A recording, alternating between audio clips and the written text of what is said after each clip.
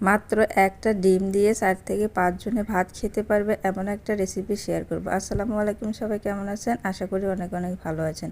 রেসিপিটি তৈরি করার জন্য লাগবে একটা বেগুন। বেগুনটাকে ধুয়ে আমি এভাবে মোটা করে একটু কুচি করে নিয়েছি। পরিমাণ মতো নুন, হলুদের গুঁড়ো, জিরের গুঁড়ো, গরম মশলার গুঁড়া, আদা, রসুন, পেঁয়াজ, কাঁচামরিচ বাটা দিয়ে দিলাম। এর মধ্যে সামান্য একটু লাল মরিচের গুঁড়া দিয়ে দিলাম। এটাকে ভালো করে মিশিয়ে 10 মিনিটের জন্য রেখে দেব। 10 মিনিট পরে চুলায় একটা ফ্রাই প্যান বসিয়ে সামান্য তেল দিয়ে, তেলটা গরম হয়ে গেলে এর মধ্যে রসুন কুচি, একটা শুকনো মরিচ দিয়ে একটু হালকা করে ভেজে নেব।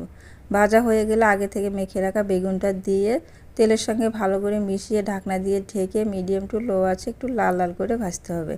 এটা ভাজা হয়ে গেলে আবারও আমি মাঝখানে সামান্য একটু তেল দিয়ে এর মধ্যে পেঁয়াজ কুচি দিয়ে দিলাম। পেঁয়াজটা বেগুনের সঙ্গে ভালো করে মিশিয়ে হালকা করে ভাজতে হবে। পেঁয়াজটা ভাজা হয়ে গেলে এর মধ্যে একটা ডিম দিয়ে দিব।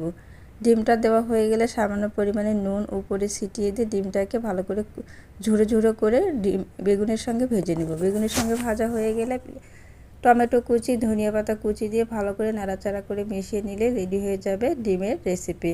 কেমন হয়েছে অবশ্যই কমেন্ট করে জানাবেন। আর এই তরকারি দিয়ে কয়জন ভাত খেতে পারবে অবশ্যই কমেন্ট করে জানাবেন।